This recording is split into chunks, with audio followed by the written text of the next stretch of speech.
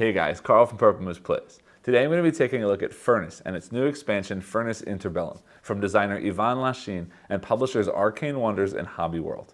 This is a sort of bidding and engine building game in which you're bidding on cards to sort of manage resources in the best, most efficient way possible to generate points before the end of the game. This one just got a new solo mode in the new expansion, and I was very curious to check it out because I'm always interested to see how they sort of do social interaction things like bidding in a solo AI mode. Disclaimer, I was given a copy of the game and the expansion from the publisher for this video, but as always I will do my best to give you my own honest opinion. With that said, let's head down to the table to see how this one plays, and I'll meet you back up here to let you know what I think. To set up a solo game of Furnace with the Interbellum expansion, begin first by placing out the round tracker out onto the table, setting the tracker to round 1 like this. Next you need to set up the company cards. In the expansion it comes with 24 new company cards. So what you're going to do is you're actually going to take 2 cards of each type from the base game and then mix those 24 cards with the 24 cards from the expansion, and that will be your deck. I've already gone ahead and done that and shuffled it up, but I'll shuffle just a little bit more. And then you'll see, and I'll explain this in a minute when we get into gameplay, but there's an upgraded side of the card and a basic side of the card. Because you're able to see both sides of the cards, you're going to be placing this deck with the upgraded side face up right here on the round tracker. Next, to finish setting up this sort of main player area, I'm going to take the 3 business school cards, sort of giving them a shuffle and flipping them over because they are double-sided, which is different on each side. And you're going to take 2 of those, placing them all the way to the right side of this row. And you'll see later, this space here will be filled in with cards from this deck, so I'm leaving a gap. I may need to sort of rearrange things as I get into the gameplay, but for right now those 2 go right there. And then taking the manager tiles, giving those a shuffle, and placing them over by these business cards. Next we will need to set up the player areas. In the solo mode you will be playing against 2 AI opponents, but I will begin by first setting myself up. The first thing I want to do to set up my area is to take one of these capitalist cards. I'm going to choose it at random, although I guess in the solo mode you could potentially just draw one that you'd like to use for that play. And for this play, I will be using this one here, which says, during the auction phase, you may place your discs without following the 2 placement rules. The values are not summed up. If there is a tie, you get compensated.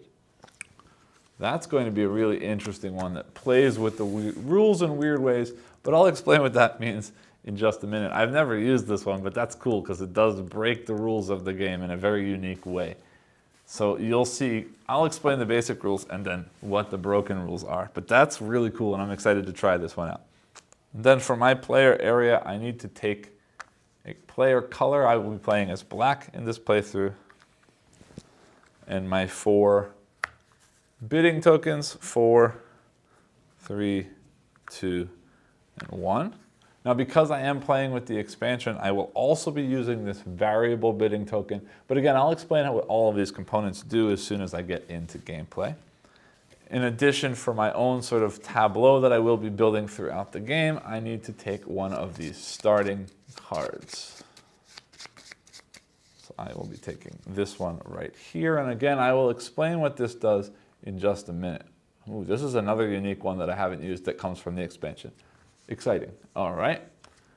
Then, to set up the 2 AI players, we're going to take these 4 agent cards, giving those a shuffle, selecting one for each of the 2 AI players. So for this playthrough, I will be playing first with the Coal Baron, and I'll explain what all of this does, obviously, when I get into gameplay, but for right now, the player to my left will be the Coal Baron, and I'm going to assign them as the white player, so I will give them their color marker. Their 4 bidding tokens, 4, 3, 2, and 1, and then their variable token. Except in the case of the solo mode, the AI's token is not variable. They simply set it to whatever this number value up here in the top right corner is, so that will be set simply to a 1. So this will just be an additional 1 that they always have. So that's a 1 forever now. And on the other side, I will be playing against the steel magnet, who will be setting their value to a 3. I'll set them right here. They'll be playing as red. So they get their 4 tokens as well. And then plus that variable token that is going to be set forever at 3.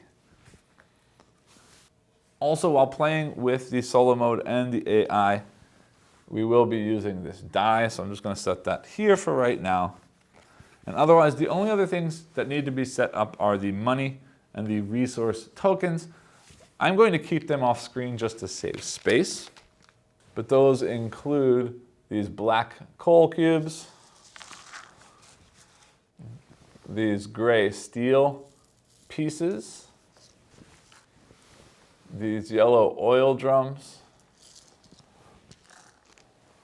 and then a whole bunch of money that looks something like this. I'm just going to keep all of that again off the screen for now, and I'll pull in the pieces that I need as I need to, just to, again, save space on the screen. And with that, we are all set up to play the game. Furnace is going to play out over a series of 4 rounds as seen here on this round tracker. And at the start of every round, we're going to take this deck of company cards, cut the deck. And the reason we're cutting the deck is because we can see already what the next card is, and that's giving us a little bit more information than necessary. So cut the deck, and then we will be placing out 6 cards with the basic side up in this row.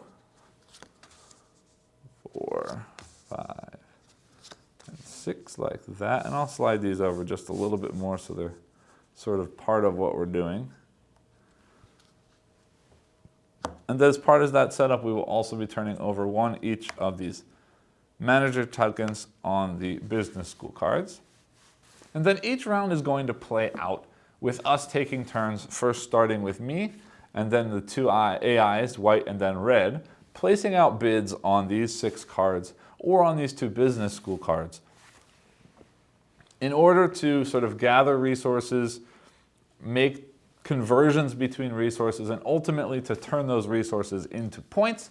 And at the end of the game, whoever has the most points is the winner. But there's a whole lot more, obviously, to the detail of the game, so let me get a little bit deeper into how things work. When we are bidding on these cards, there are a few basic rules. And I laughed at the beginning when I was setting up because my card is going to break all of those rules. But for right now, the 2 main rules are, when you are bidding on a card, you can never place a token on a card that already has a token of your color on it. And you can never place a token on a card that already has the same number on it. So if somebody else has put a number on that card, you can't place the same number on that card. And the reason you're going to be placing these discs out onto the cards, number 1, is to take that card into your tableau, which is going to be sort of a production engine that runs at the end of every turn. And that means if I have the highest bid on a card at the end of the round, after the bidding is done, I will take that card and add it to my tableau. And what that's going to mean is later on in the round, I'm going to activate the production, whatever happens at the bottom of this card. So in this case, I could twice convert 1 steel into 2 coal and 1 point. Or 1 coin, but coins are points in this game. And later on, if I upgraded this card, again on a production turn, I could convert steel into 2 coal and a coin twice, and I could also convert oil and 1 upgrade token into 10 coins once. So having this card in my tableau is going to allow me to do those production actions once per round that it's in my tableau. But only 1 person is ever going to have the highest number to win that card. Everyone else who is placed on this card will be instead taking this action up here at the top as sort of a compensation for missing out on that card. And the way that works is you can take this action a number of times equal to whatever number you've placed on this card. So if somebody has placed a 4 on this card, they're going to win that card for sure because a 4 is the highest value possible. But then if somebody else has placed a 3 on this card, that means they can make this conversion 1 steel into 1 oil 3 times before the other person takes this card away and adds it to their tableau. In addition, now with the expansion, we have these 2 business school cards. And the compensation action on the business school card means whoever doesn't have the highest value on that card now gets 2 options. They can either take a coin or convert steel into upgrades, or in this case, get 2 charcoal or change steel into oil. And they can do either of those things for each compensation action they get. So if they placed a 3 on this card, they could do one of them 3 times, the other one 3 times, or this twice and this once, or this twice and this once. On the other hand, whoever has the highest value token on that card will not take the card. These cards stay here for the entire game. They will instead take this token, called a manager token, off of that card. And I can't get it to focus, off of that card instead.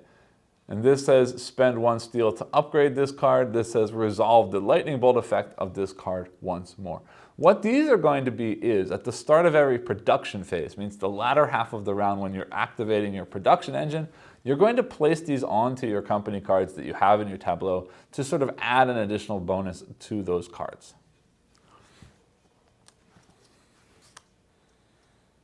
And that lightning bolt is worth mentioning here because if you have played the base game, that is something new for the expansion. And that is like this card right here. This card, lightning bolt here, this is a basic side of the card, means when I add this card to my tableau, as soon as I add this card, I will get 1 oil, and that's it. That's an automatic instant action that happens once. But again, if I had that token that lets me resolve that effect again, then in future turns I could continue to do that. You'll see that some of these cards also have that lightning bolt at the bottom here. This bottom grayed out action is always going to be the action you get or you add when you upgrade the card. But in this case, because it's a lightning bolt, as soon as this card is upgraded, you will instantly get this 2 oil, and then that is it. Again, unless you have a token like that that allows you to reuse it.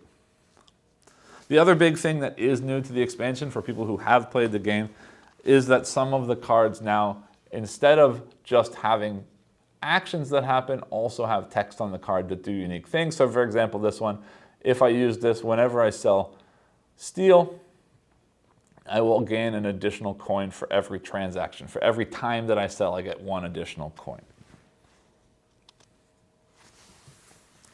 So again, we're going to be taking turns bidding back and forth until all of our bidding tokens have gone out, at which point we go from left to right resolving cards. The lower values will all get compensation benefits. The highest value will take the card into their tableau.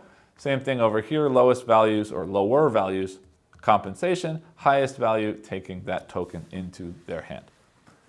And for me, that's easy because I can just place out and do what I want to do. But for the AI, I'm simply going to roll a die, and that die will determine which card they're trying to target. And then based on their sort of personality as written on their agent card, they will interact in certain ways. So the coal baron is trying to get coal, obviously.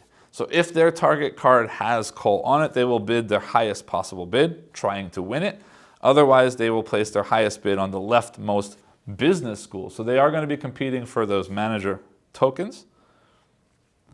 And if there are no business schools that they can place on, and the card that they're bidding on doesn't have coal on it, they will instead place their lowest possible bid on that target card. And for the steel magnet, similarly, they're aiming for steel. However, for the steel magnet, they will only target cards that have steel. They're going to place their highest possible bid on that card. And if there are no such cards, they're simply going to place the highest bid on the rightmost suitable card. So they are going to also be fighting for these business cards. And the way that scoring is going to work for them is that their compensation, they're not going to activate anything. They will never play with resources. They're simply earning money based on conditions.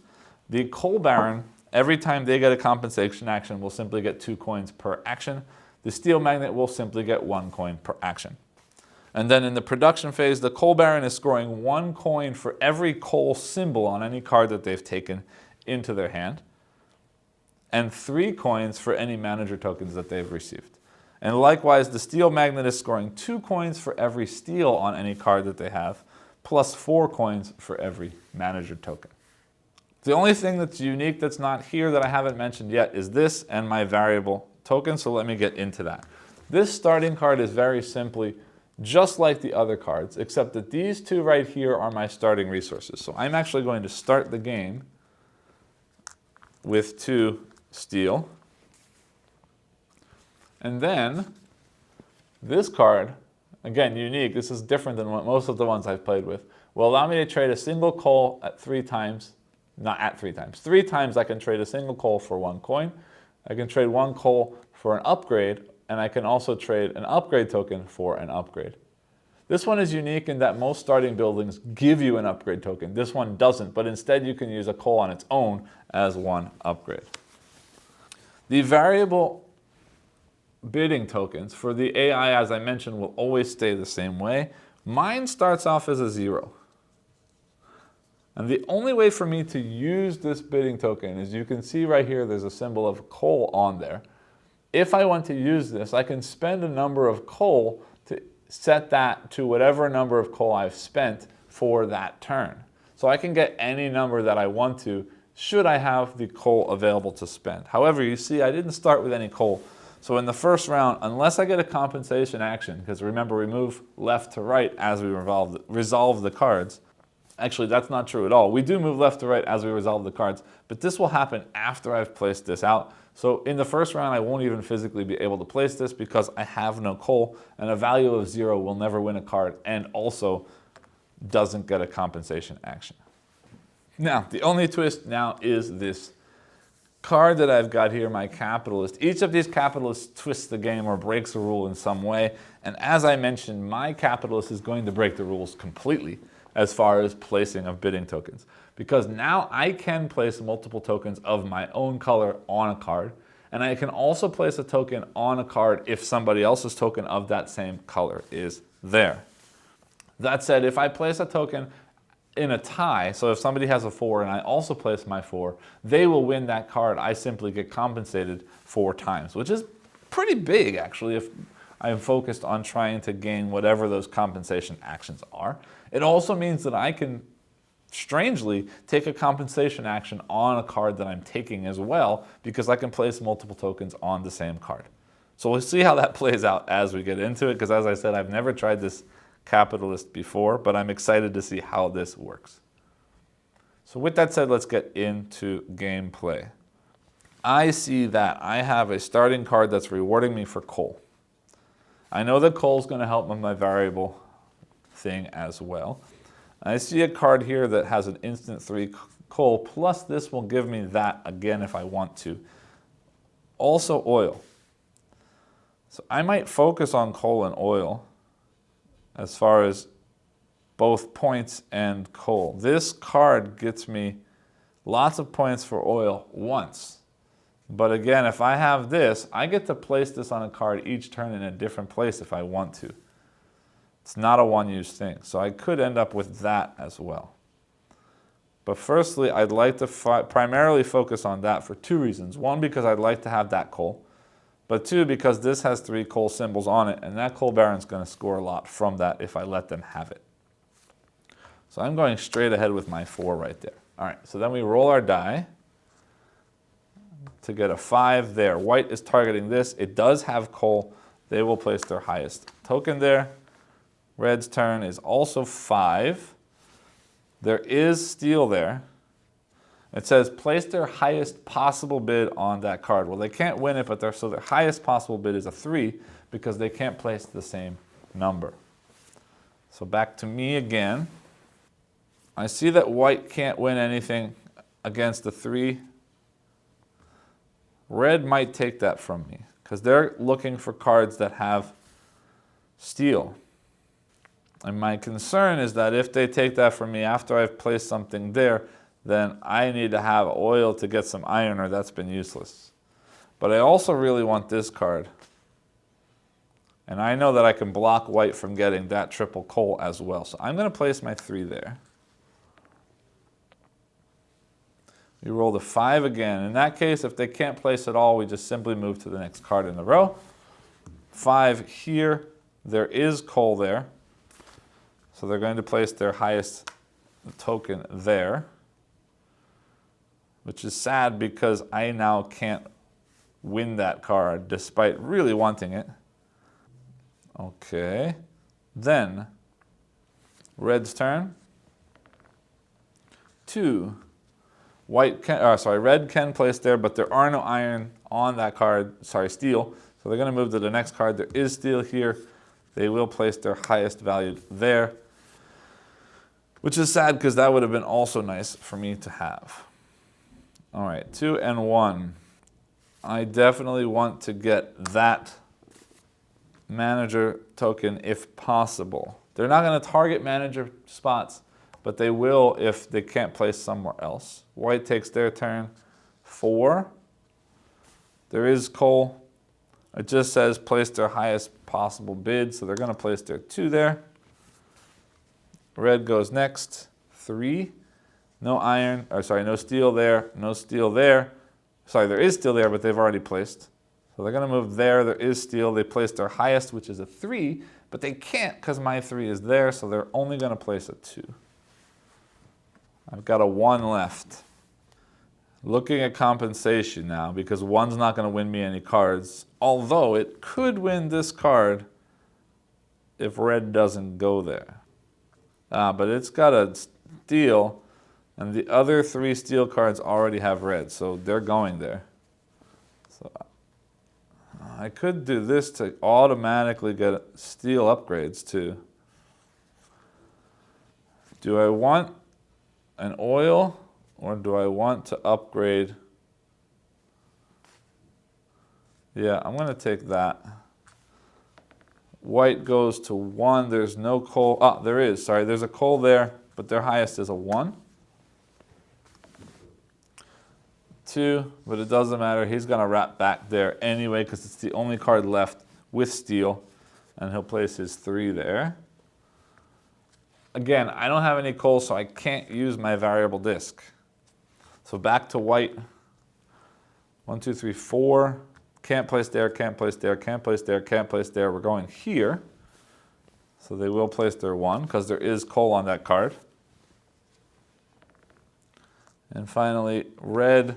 Actually, looking at it, all of the cards that have steel on them are already covered with red. So red is instead going to place their highest possible bid on the right most suitable card. Well, they can't place here because there's already a 1, so they're going to place it right there. And now we go through to see how the cards resolve. First card, 1 gets compensated. Compensation for this guy is simply 2 coins. And red takes the card. Next, 1. Again, white gets compensated for 2 coins, and I take this card. Next, red takes this card. White gets compensated twice for 4. 3 and 1. I take this card and instantly get 3 coal. Red gets compensated 3 times. 3 times 1 is 3. White takes the card. Red gets compensated twice, which means 2 coins. So I'll swap that 3 for a 5. White takes a card. Then I win this one and take that manager token. Red gets compensated once for 1 coin, and I take that manager token, like that. And then we do our production, which is not very great this turn. I'm going to put this Resolve the Lightning Bolt on that card because it will. And I'm going to put this here, spend 1 steel to upgrade this card. Which isn't going to matter right now because this upgraded card just gets me more money for my steel. And I don't have any cards to sell steel yet. So I'm not doing very good right at this moment. But I'm going to resolve this effect once more, getting 3 more coal. Because by doing that, I'm going to slide that up to let you know I used it. I'm going to go here and spend 3 coal, because I can do it 3 times to get 3 coins. Then I'm going to spend 1 coal. Hold on, am I? If I upgrade this card, that lightning bolt effect is grayed out. So I don't know if I can still use that resolve the effect once more. But I'd imagine I can. That's just because it's reminding me that that's gone. Actually, checking the rules again, I can't. So if I do that, this lightning bolt is dead forever and I can't use this anymore. So I'm actually not going to do that yet. I might later, but not right now. And then finally I'm going to use this one and spend 1 steel to upgrade that card. I don't know if that was smart. No, that's stupid. I'm going to save that steel card upgrade. I'm going to use a coal instead to upgrade that card. No, I'm not. I'm going to stick with my original plan because that gives me more coal for my variable disk if I want to make a bigger dial later. All right, so I am done. We resolve white, and all we're going to do is count coal symbols. So there's 1, 2, 3, and that's it for them. And they score 3 for each one, so I'll turn this 1 into a 10. Then for red, they're counting steel symbols. We've got 1, 2, 3, 4 on their cards. And they get 4 for each, so that's 8 for them. So a 3 and a 5 will do. I'll change that 5 into a 10. I'm just going to try and keep the biggest tokens on screen so it's easy for you to follow along with money. And with that, we then roll down this round tracker into round 2. Again, cutting the deck and putting out 6 cards. Okay, then what am I aiming to get? I need more production of stuff. And I see an iron production that's also a coal and oil scoring card that I really like. We've also got this 2 coal makes an iron and a coin. If I then could find a way to convert iron into coins like this one, that would be nice as well. Yeah, I'm going to focus on this auto iron or steel, because I have this lightning effect. And having steel will help me upgrade things and eventually buy things as well. So we'll start there. Hold on. 2 new manager tokens. This says, when resolving the card's selling effect, gain a coal. So when I'm selling, I get an extra coal. And selling is anything that gets me money. And this is, again, one of those lightning bolt. Number 6. Here, for white, there is a coal symbol. They will place their 4. And red, over here, there is 1 steel symbol, so they also will place their 4. Then, I would like to, this gets me a whole lot of steel. But this gets me coal for every card that converts coal. So if I had that and that, I could get an extra 2 coal, and that lets me sell oil, which I'm getting from those. I'm going to aim for that. It may not be great right now, but we'll see what happens. 4. 1, 2, 3, 4. Here, there is coal. They're placing their 3. It's a shame because that was the other one I was looking at. 6 here, there is steel. They're placing their 3, or a 3. Doesn't matter which one. That works. My turn. I can claim anything. No, he still has a 3. And the only place he can place, he can put a 3 here. That's the only other place he can put a 3. This one, coal and iron, or coal and steel, plus an upgrade token, might be worth having. I can spend 3 coal right now to automatically take that. Yeah, I'm gonna do that. I'm blocking him by spending that 3 to turn this into a 3. 1, 2, 3, and I'm bidding on that one. White's looking for 6, can't, goes here. There is coal, they placed their highest, which is a 2. Red again, 6, I'm rolling lots of 6s. No, yes, they can place a 3 there, and there is a steal, so they will. 3. My turn. Getting more coal is not a bad idea. I don't have any coal to spend, and the only other things I can get are steel. I'm going to place that there and hope that I can get that. Otherwise, I can get a point or turn that into an upgrade token. White is aiming again for 6, which means here there is coal. They placed their highest, but that's just a 1 anyway. Red's going to 2, they can't, they'll go to 3. There is steel, so they placed their highest, which is a 2. I've got a 2 as well. I'm going to place that, it doesn't matter, I'll get some steel. White's going to 3. I'm placing their 1 because there is a coal there. And red's going to 1, no, no, no. Yes, there's a steal. Yes, they place a 1. That's the end of the bidding phase. Resolving the cards. Here, white gets 2 compensations, which is 4 coins.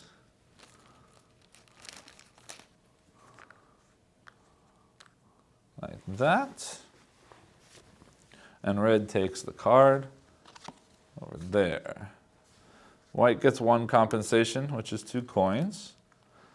2, 4, 6, 8. I'll trade that in for a 10.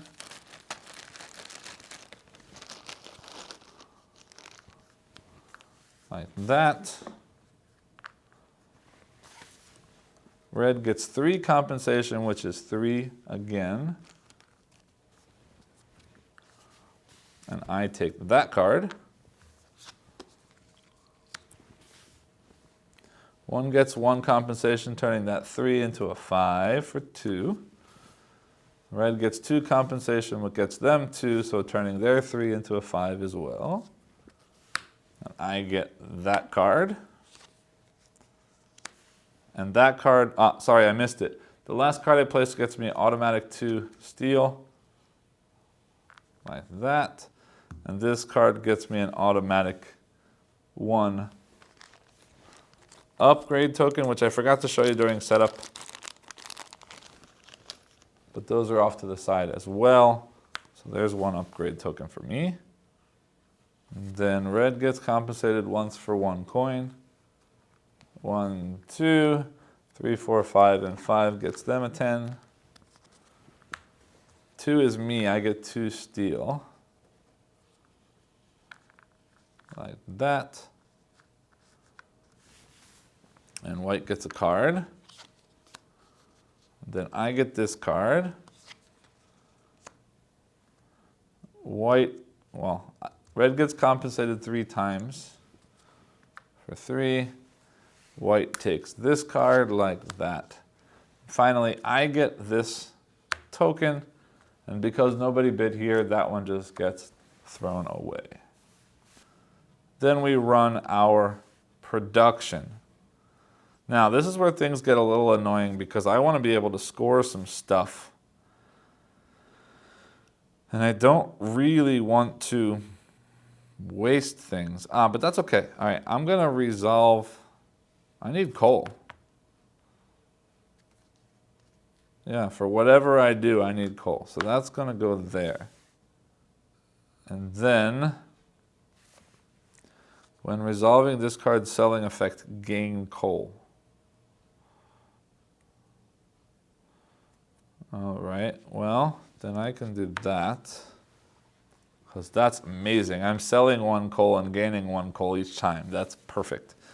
And then I can spend a steel to upgrade a card. I don't really have a specific card in mind because I'm going to be doing a couple of upgrades, but let's do that.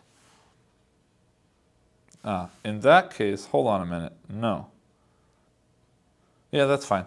We'll stick with that. Next, I want to make sure this flips so I can get this coal and oil engine running. But let's do this to start. Resolve the effect of that once more. So I get 3 cubes, 3 coal for that. Then I go to this card. I spend a coal and get a coal, spend a coal, get a coal, spend a coal, get a coal 3 times for 3 coins. I'm also going to use an upgrade to flip over this one. Hold on. 1, 2, 3, 4, 5. I've got 3. I could have 4. That's fine. Which one do I want to upgrade? Yeah, let's upgrade. Wait, hold on. 2 4s is better than 1 6. But I only have one of these. All right, so we'll upgrade this like that. No, I changed my mind. We're going to upgrade this one. And I'm also going to spend 1 coal to upgrade this one like that. Yes. Then,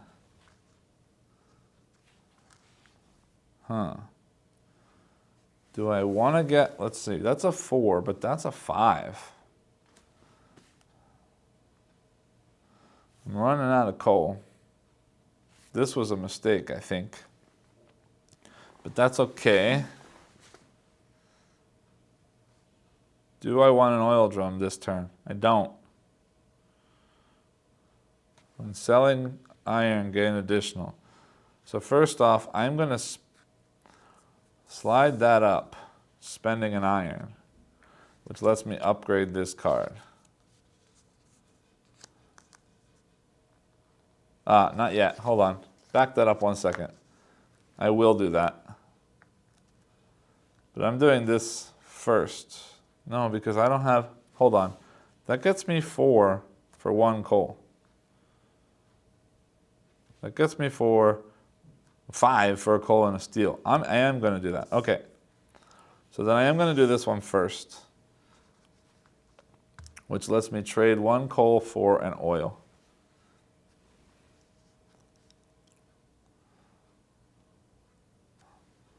This one doesn't do anything because I've already used the lightning. Slide this one up. First off, I'm gaining coal for every card that lets you convert coal. The only one that lets me convert coal is coal into oil there. So I'm only getting 1 coal. But then I'm going to spend this oil to get 4 coins. 4 and 6 gets me 10.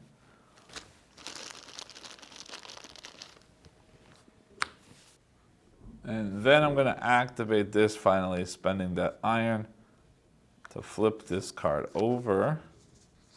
Which now I can sell coal and iron for 4 points or $4 each. But because of this, I sell this for 1 additional. So I could sell 2 now because I have 2 coal and more than enough iron.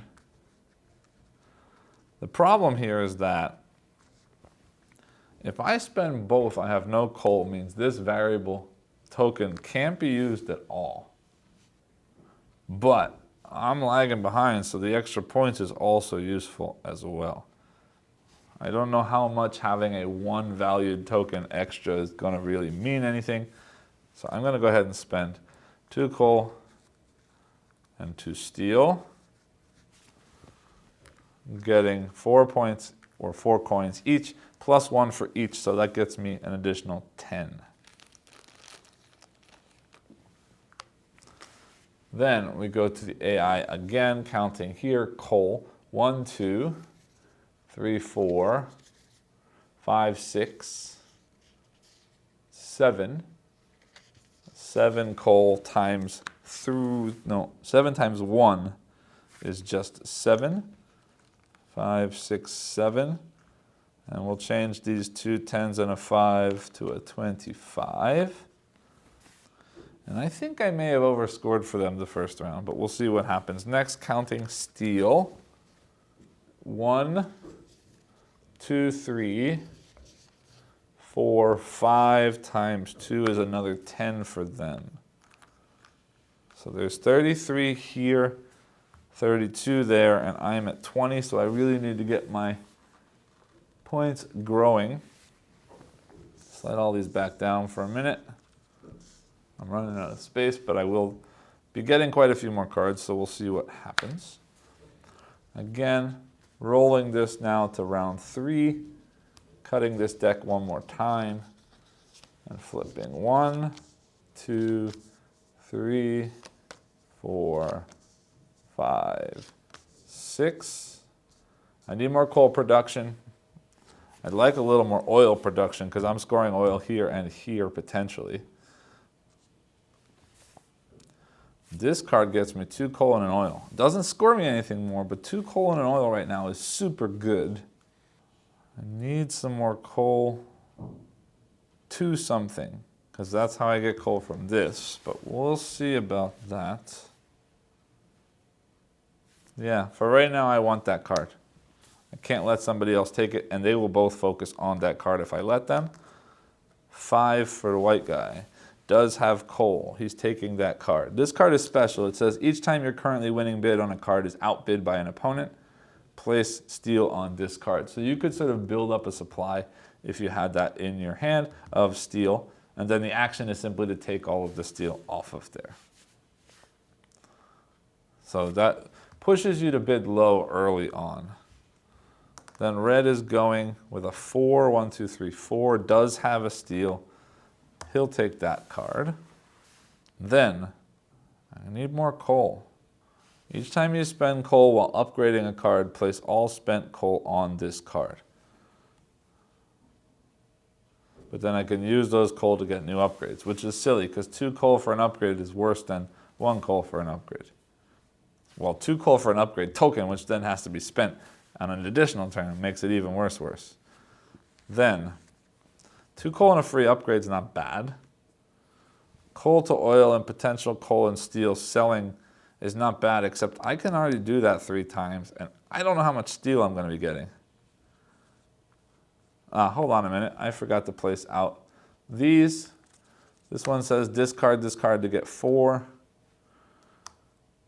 And when spending resources, buy this card, you may consider either coal, steel, or oil spent already. Wow, that's huge. If I can get that, I need that.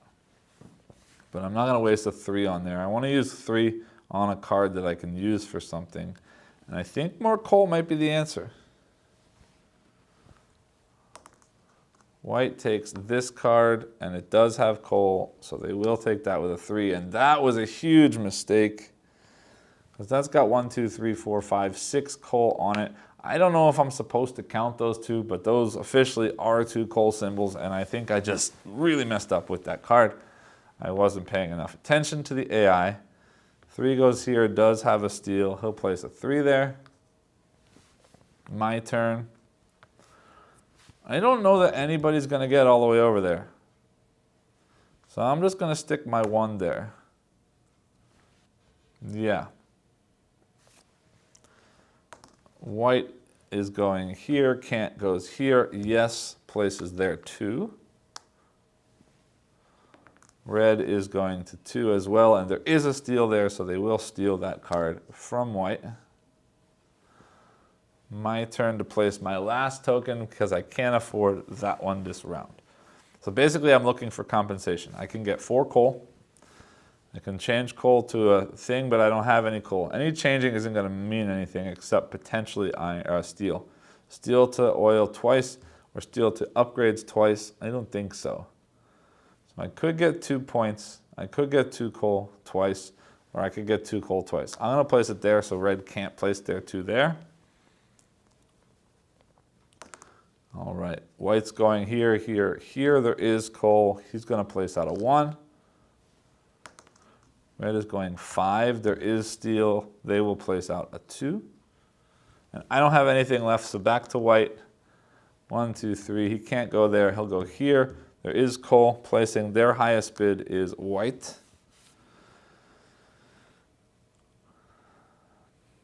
Then this guy here is going to 6 right there. There is an iron or a steel there.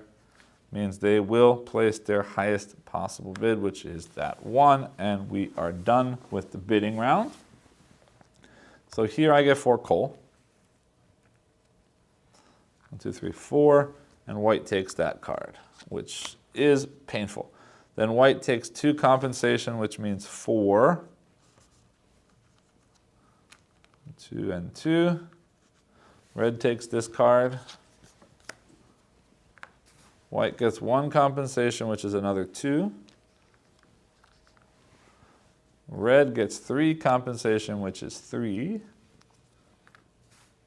And I take that card. And I'm going to start a second row of cards here. Like that. White gets a compensation, which is 2. 2, 4, 6, 8, and another 2 gets them a 10. Like that. Red takes a card. Red gets 2 compensation, which is 2.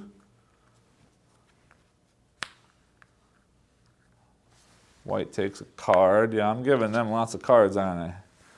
Red gets 1 compensation, which is just a single 1. I get that card.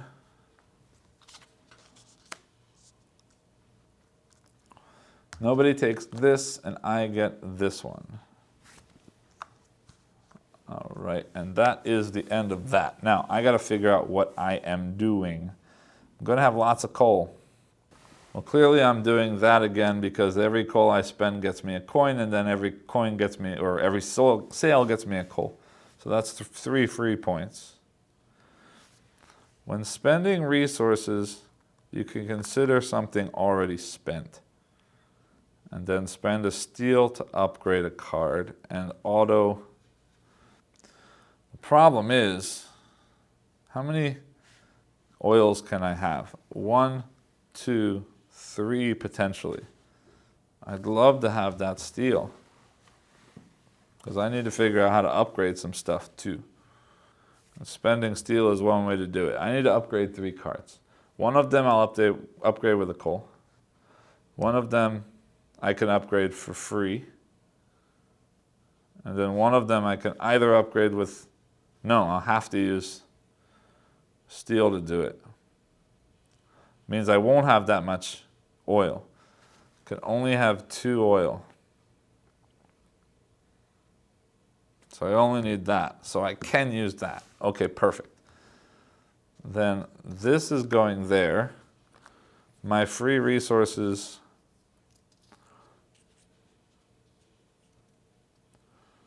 Yeah? Or do I get more coal? And upgrade that. Because coal and oil is worth 6. Just oil is worth 4. 1 for free. 2. Then I get an oil and an oil. But then if I spend the steel, I can get, no, I'm going to do that. 1, 2, 3. But that means I spend a steel and I only have 1 steel left for that. Ah, no. Steel is free. Perfect. I'm not using that at all, or am I? Yes, I am. Okay, we're going to do that. Okay. So, starting here, resolve this.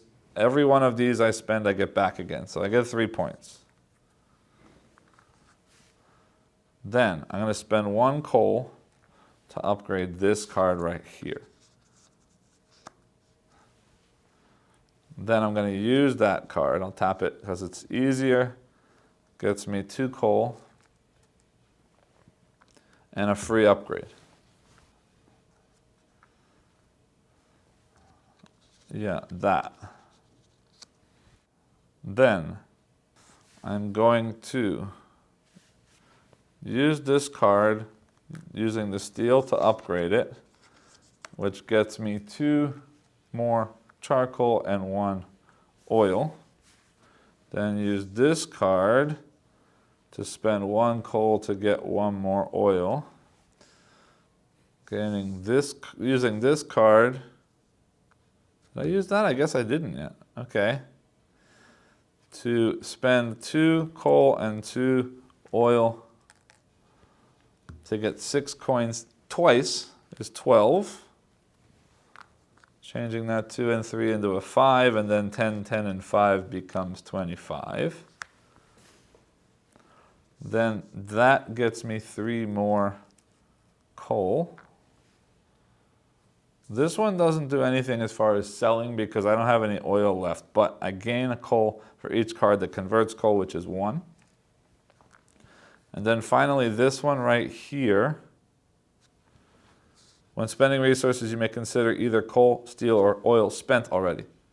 So the steel is spent already. So I don't have to spend any steel, just 3 coal gets me 3 times 4, or 12 more coins, like that.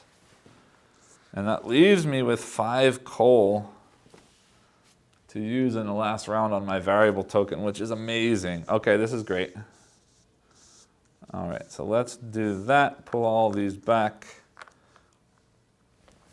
and count up for the AI. Again, this card is going to be the death of me. 1, 2, nope, not this one. 1, 2, 3, 4, 5, 6, 7. Ouch. 8, 9, 10, 11, 12, 13, 14. Times 1, though, that's not too bad. 1, 2, 3, yeah. 10, 10, and... Sorry, 10, 2, 2 is 14. I'm going to spend those 2 10s and that 5 for 25, and 25 is 50. Like that. Over here, we've got 1, 2, 3, 4, 5, 6, 7, 8. Times 2 is 16. 10, 5, and 1. Let's consolidate a little bit. 10, 20, 30, 40, 5, 3, and 2 makes 50. So they've got 55. These guys got 54, and I'm at 47. So it's getting a little closer. And in this last round, if I can pull out another big round like I had, we might be okay. Let's see what happens. Rolling to 4. Cutting the deck again. And dealing out 1, 2, 3, 4, 5, and 6 like that. Placing out 2 more managed tokens that say you can resolve 1 conversion transaction without spending any resources. Just 1. But that's pretty cool.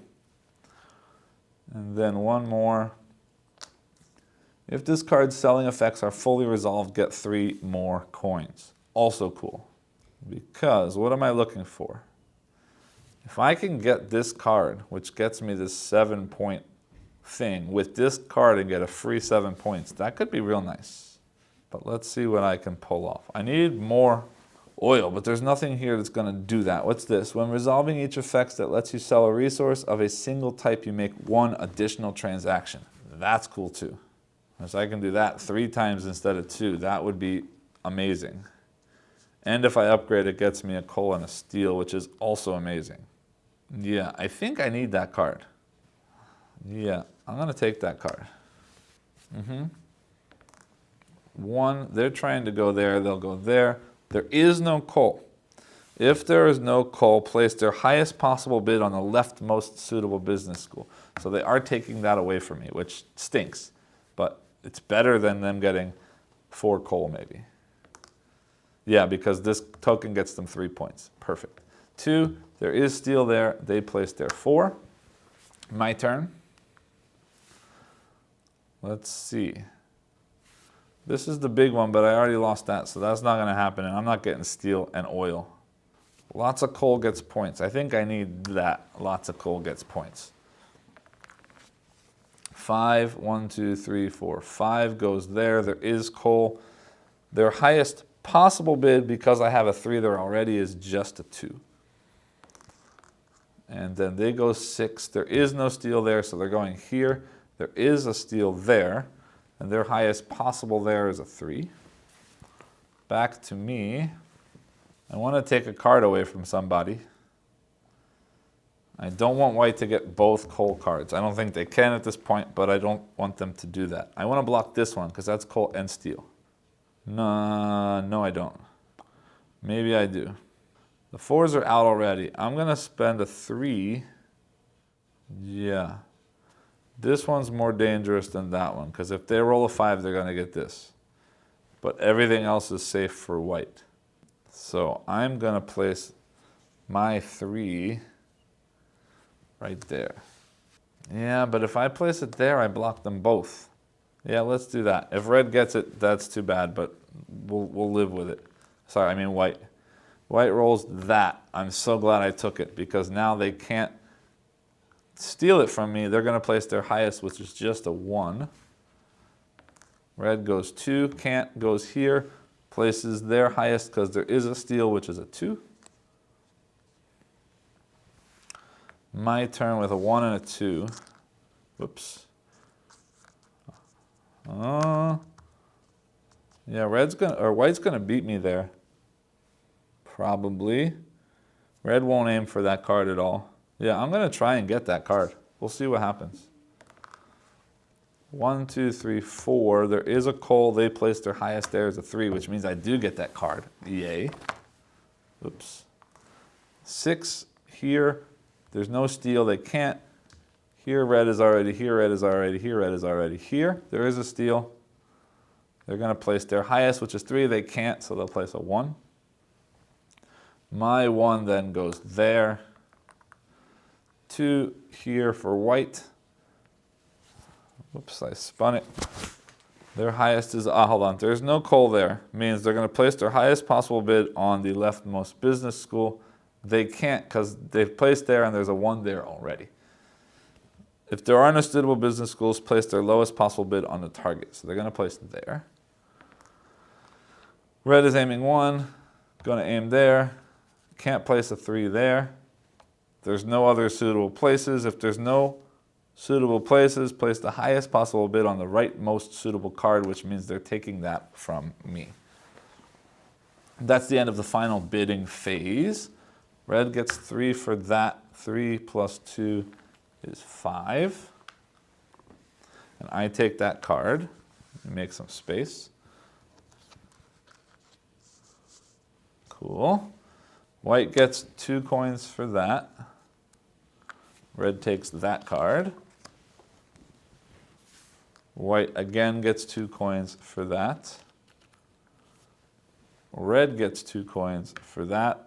2 plus 3 plus 5 is 10. And I take that card. Yeah, I did well for myself this round. Except I'm running out of space pretty big. All right, then red gets a coin. White gets 3 times 2 is 6 coins. 6, 7, 8, 9, 10. Gets them a 10. No, that's a mistake. That was 4. That was their card. They get that card. Now they get 2 times 2 is 4, 6, 8, 10. There's their 10. And I get that card.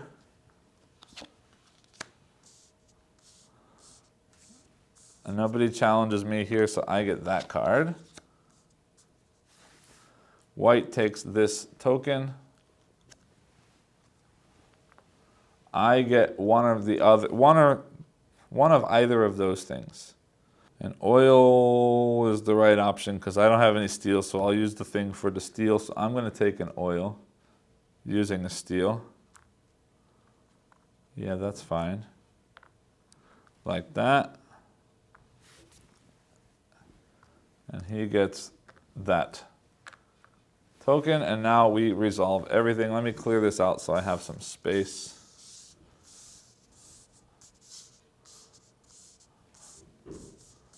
All right, then I'm definitely,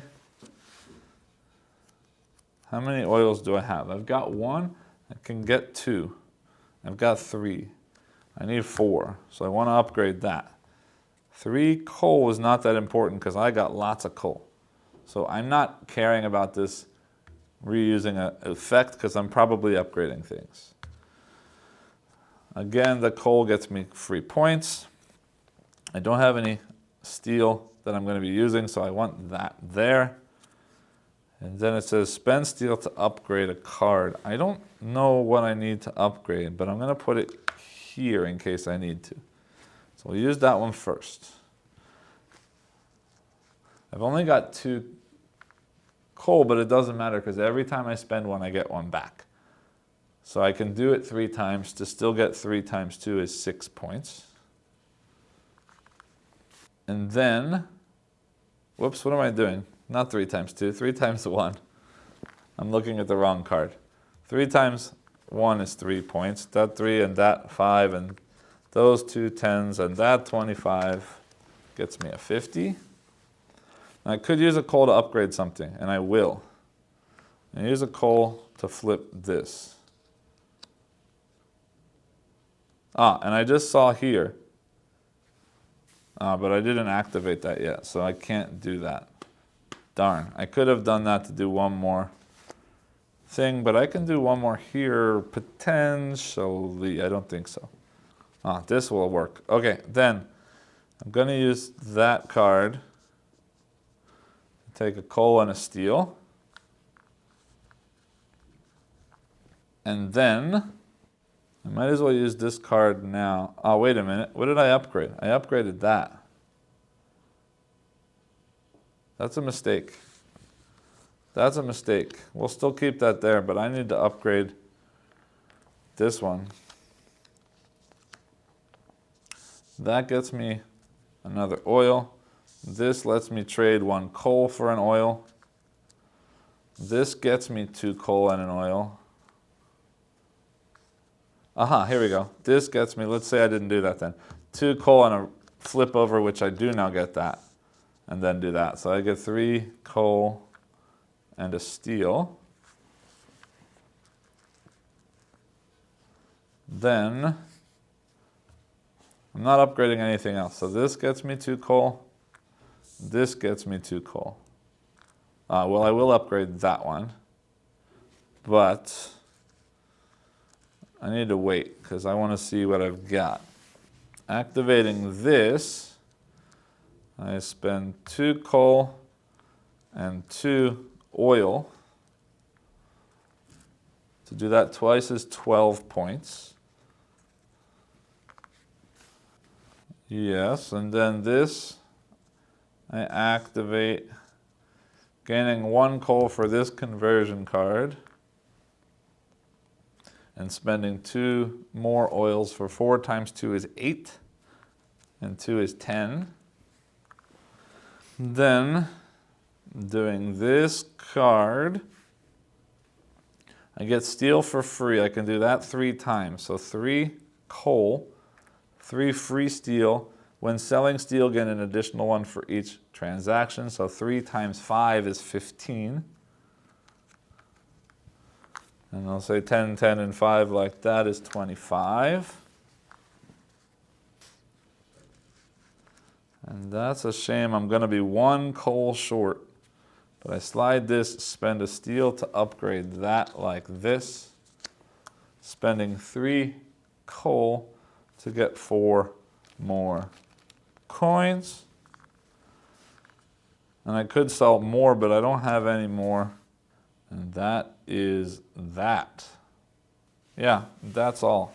If I had used that before that one, I would have had 1 more coal because I wouldn't have had to pay for the upgrade. Because I could have done that 1 more time. No, I just would have done that 1 more time. I just would have had 1 more coin. That's fine. All right, so I'm done. Counting the AI here is 1, 2, 3, 4, 5, 6, 7, 8, 9, 10, 11, 12, 13, 14, 15. So a 10 and a 5 gets 25 like that. Over here, the other AI, we've got 1, 2, 3, 4, 5, 6, 7, 8, 9, 10. Let me try that again. 1, 2, 3, 4, 5, 6, 7, 8, 9, 10 times 2 is 20. I also forgot their managed token gets them 3 coins, and a 2 is a 5. Their manager token gets them 4, and a 1 is a 5. So they've got 50, 60, 70, 85 over here. They've got 50, 75, 80 over here. And I've got 50, 75, 85, 87. Is that right? 50, 75, 80. 50, 75, 85, 87, 89. 50, 60, 70, 85. I actually win the game against both of my AI opponents. That was a great win, and I'm very happy to have shown that to you because I don't pull off wins a whole lot in this game, so very much yay. All right, so let's take a look at the components while we are here at the table. First, we'll start with the wooden components because I tend to be a fan of wooden components. And these are fairly standard, but nice colors. The shapes are not super original. They're very traditional sort of cubes and these sort of steel bars and these sort of hexagonal column pieces. I've seen them in other games before, but they work really well here. They're very easy to see the differences both with color and with the shapes, which is very, very nice. The coins are heavy card stock, nothing all that amazing, but they have so many different values, 1, 2, 3, 5, 10, 25, and now in the expansion including 50s. It's really nice to be able to sort of grab whatever I need, 3 and 1 or 2 and 2, whatever's available easily to get the amount that I need. I like seeing all of those different variations in amounts, so that's a big thumbs up for me. And otherwise the quality of the money is nice and thick and chunky, so that's a nice plus for me. Talking about the token, the chipboard, there's also these player tokens. We don't really need them in the game. They're just really signifying color, but it is kind of cool to have them, pulling you into the theme of the game a little bit more, and it does help to see who's which color out on the table. More wooden pieces, these tokens, they're just wooden circles with numbers screen printed on them, but they work really nice. They feel nice and chunky. And the different sizes make it nice when you're bidding. I didn't do it on camera, but when you're playing, they do suggest that you sort of stack them like this, with the biggest on the bottom and the smallest on the top, so that when it comes time to go through the card for compensation, the top ones are compensation and the bottom one gets the card. And I think that's a pretty cool thing. But again, for the camera, I put them out so you could see all of the numbers, so you could follow along a little bit better. This round tracker is very silly. Let me bring it over a little bit more so you can see it better. It's kind of silly. It didn't really need to be there. It could have just been a token that moved down the thing, but watching it sort of spin down this track and fill into these little slots, it's kind of cool. I like it. It's an interesting idea. It's a fun little thing to play with as you play. Again, not necessarily all that important, and this big chunky round tracker is kind of silly. You could just kind of spin this and keep track of the rounds, but again, it's fun. And it's a nice little extra component in the game, so yay for that. These manager tokens are cool. They've got this sort of pen on one side and the text on the other. Again, nice chunky punch board. Yeah, I mean, they may be a little bit small, a little bit fiddly, especially with this much space on the card. They're kind of small, but remember, there's stuff printed at the top and the bottom of these cards. So you wouldn't want them too big, but I might have gone just a little bit fatter to make them a little less fiddly, but realistically they work very well and they're very nice components. Last thing is the cards. The quality of the cards here is very nice. Nice finish to the cards. The artwork on these cards is gorgeous. I really, really love it. And it's nice how you get this sort of full art piece on the upgraded side and then sort of this more windowed style piece on the basic side. It makes it very clear to see which side of the cards is which. But all of these different cards with all of this different gorgeous sort of factory industry kind of artwork on it. Really, really, really pretty. You don't really get to see it much, but the backs of the cards also has this very beautiful artwork as well. And the people, the characters in this as well, are really, really nicely drawn. There's very beautiful sort of realistic artwork in this game. I do really love the art in this game. As far as symbology goes, all of the symbols are super easy to see. Which resources are which resources, which ones are things that you get, which ones are conversion to other resources or to coins for points. These lightning bolt symbols now that are new that get you instant things are very obvious, very easy to see. The text on some of the blue bars in the new expansion is a little bit small. Likewise on these tokens, if they had made these a little bit wider, the text could have been slightly larger and it probably would have been a little bit easier to read, but it's not the end of the world. Just, yeah, as big the text can be, the better, I think. The agent cards are kind of blah on the AI side. The artwork on the back, again, is gorgeous. But I understand they needed to put a whole lot of information in here, but they are very easy to follow, very easy to score. And we'll talk more about how I feel about them as an opponent, but the way that they run based on these cards works very well. The die that came with the base game, for me, I like that it's wooden. The rounded edges do help it roll, but it is kind of tiny, and there is, which I'll see in just a second, quite a bit of space in the box, so I would have liked to have seen this die be just a little bit bigger. But not a huge complaint, just a little bit of a consideration while reviewing the components. Last thing I do like to take a look at when I'm looking at games like this is the insert, so let's do that.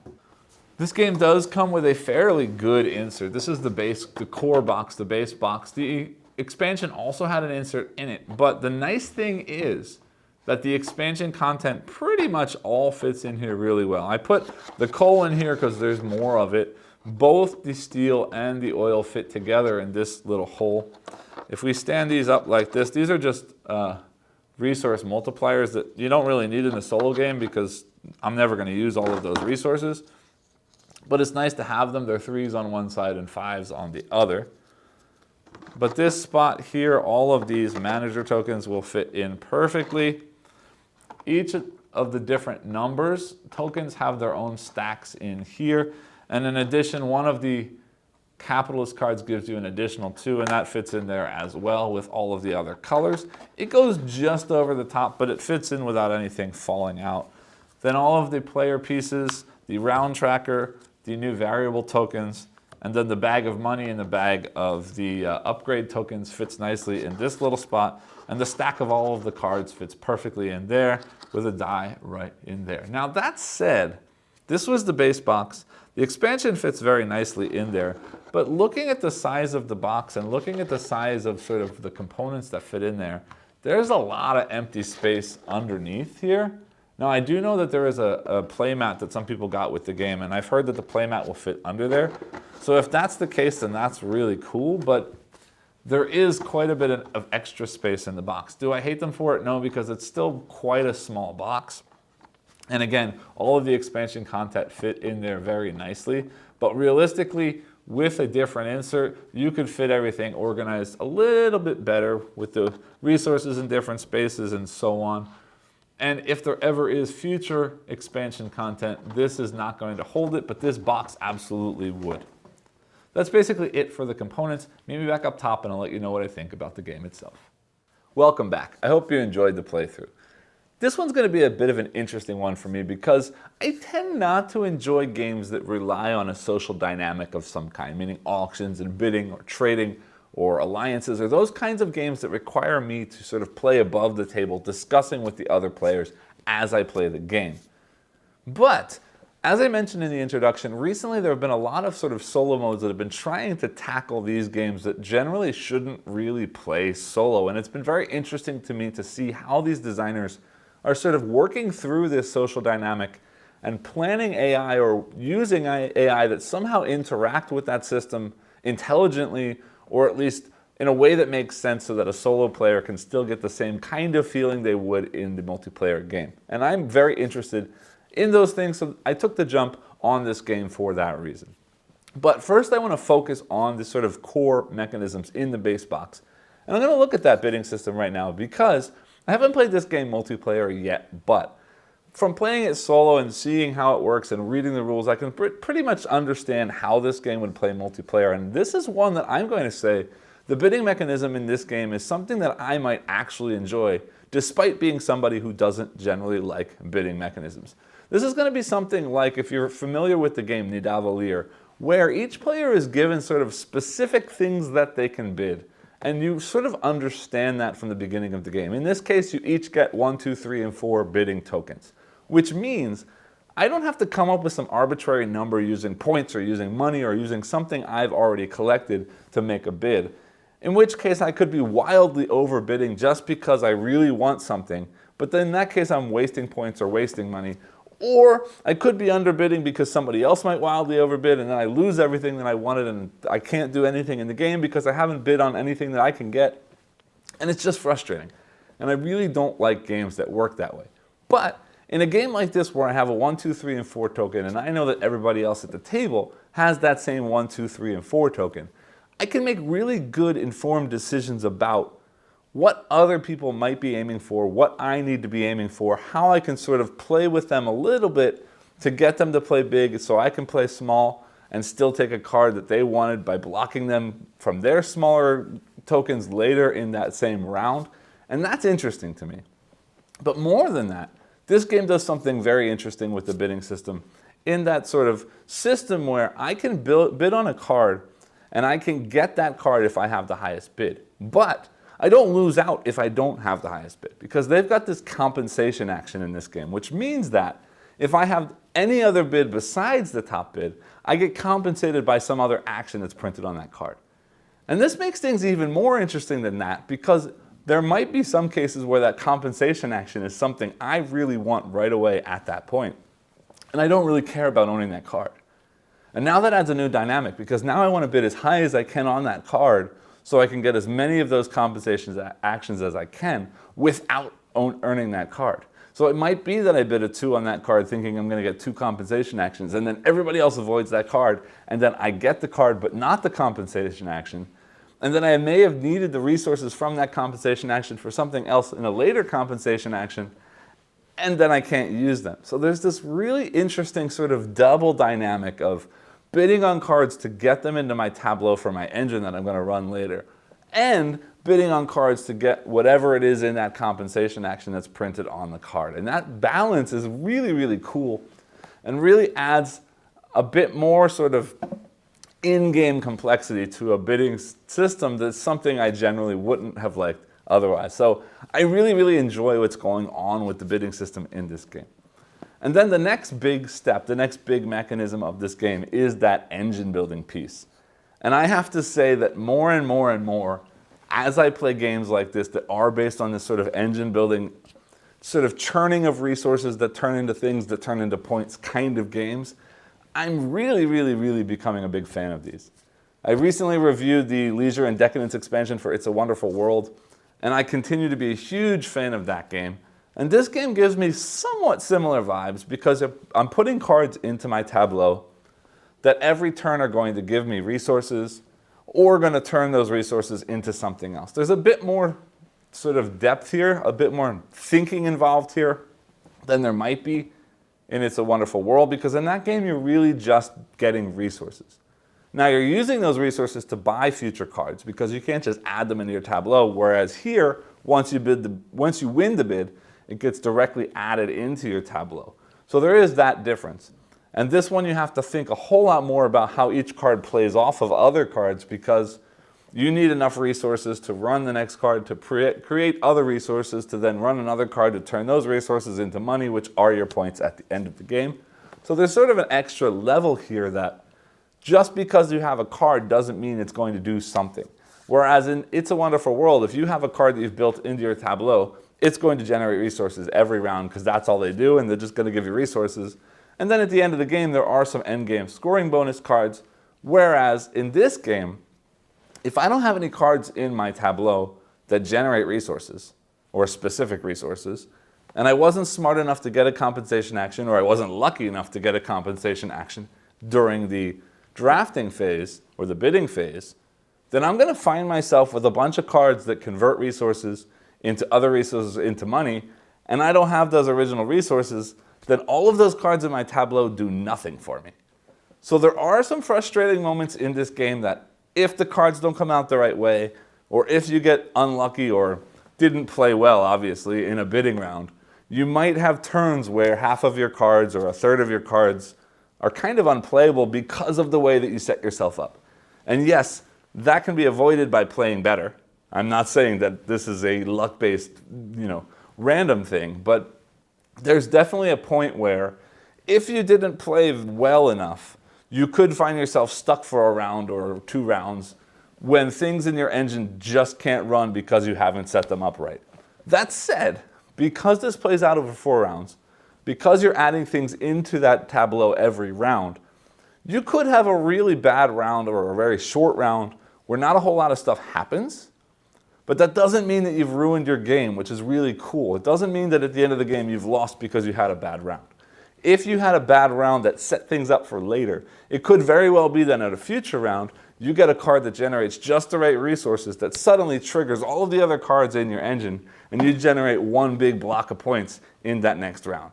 So it might be that your first or second round is a little weak, but then that might mean that later on your third or fourth round is really strong and you suddenly catch up real big.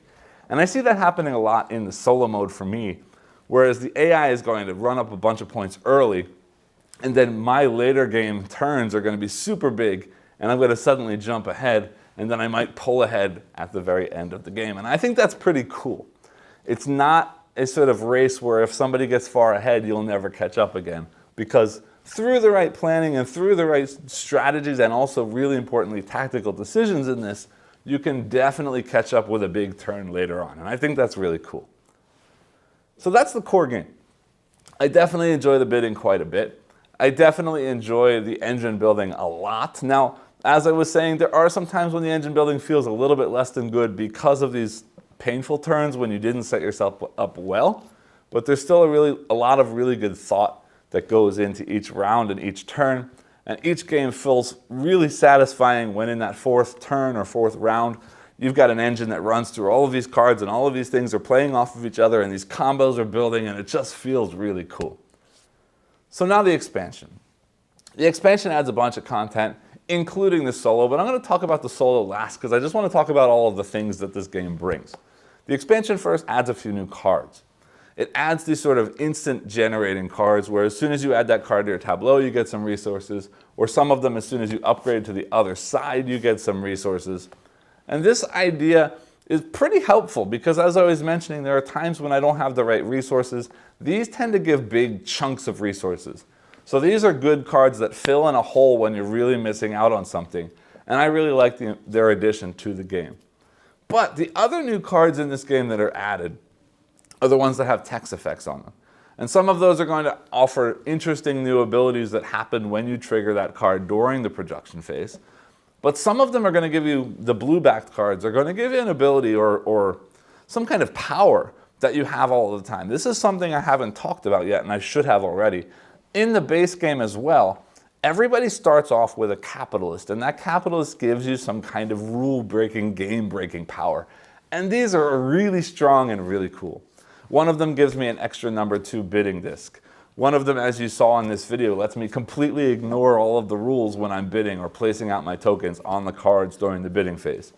One of them allows me to spend 2 coal to reactivate a card. I mean, they all have these really strong, unique powers, and it's really cool to give yourself a variable power at the start of the game or throughout the game to sort of change the way that you think about things and how you go about doing things during the game. And it really does add to the variability and the sort of uniqueness of each play as you get into it. So having these new cards now that each have their own printed text ability means the designer of the game is able to stick in new things to the game that weren't built into the game already because these cards have special effects written on them that can be unique to that card alone. And then these blue-back cards are basically able to give you another ability, just like that player power you start with at the beginning, that lets you do specific things in different ways. And I really, really enjoy the way that just these different cards really does switch up the way the game plays.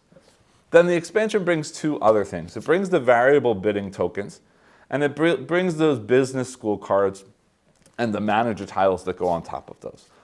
I'm going to come back to the variable bidding tokens because I want to talk about them specifically in connection with the solo AI, because I think I feel differently about them in the solo mode than I will potentially feel about them in the multiplayer game. But I'll talk about that in just a minute. Because while we're talking about cards, let me talk about these business school cards, and more importantly, these manager tokens. The business school cards are interesting in that they are cards you cannot win into your tableau, but the actions at the top, the compensation actions at the top of the cards, actually have two compensation actions that you can decide between freely. So if I'm doing 3 of them, I can do 2 of one and 1 of the other, 3 of one, 3 of the other, however I decide to split it up.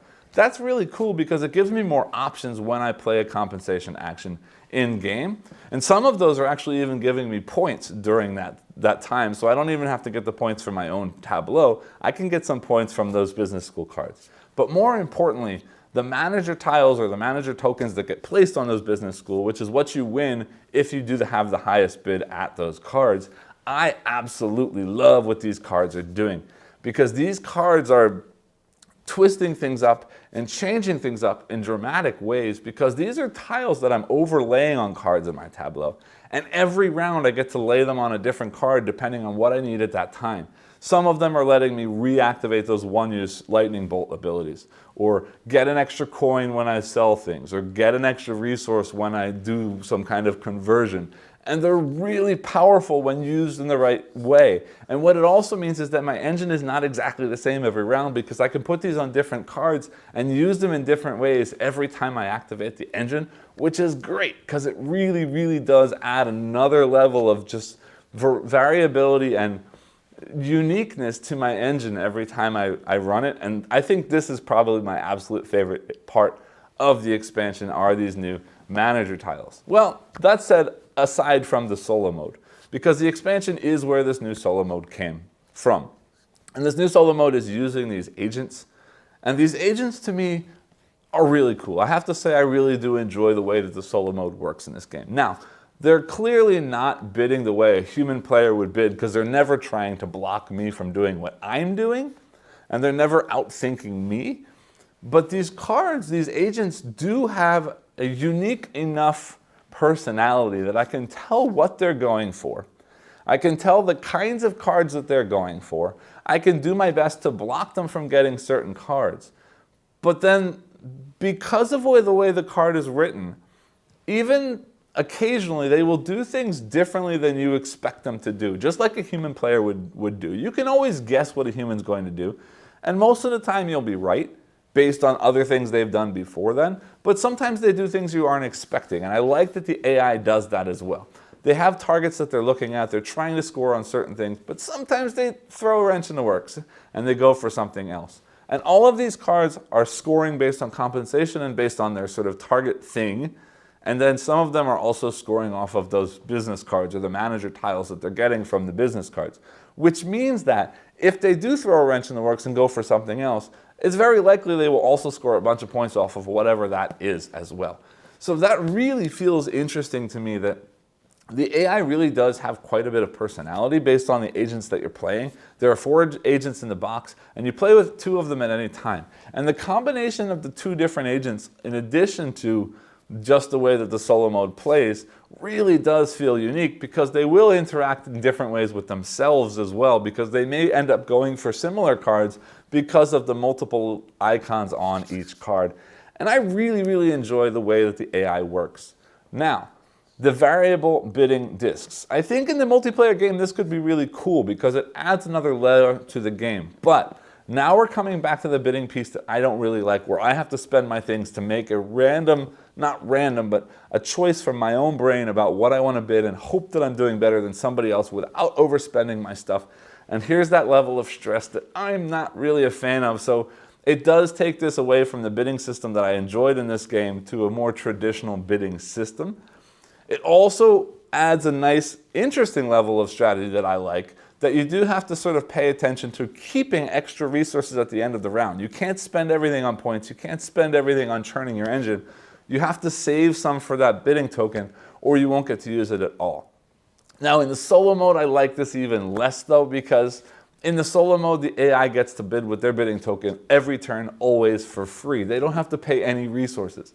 So that means if I find myself without any resources, I can't use my bidding token. I bid 4 times, they bid 5 times, and dealing with that or catching up from that gets to be somewhat painful in the solo mode.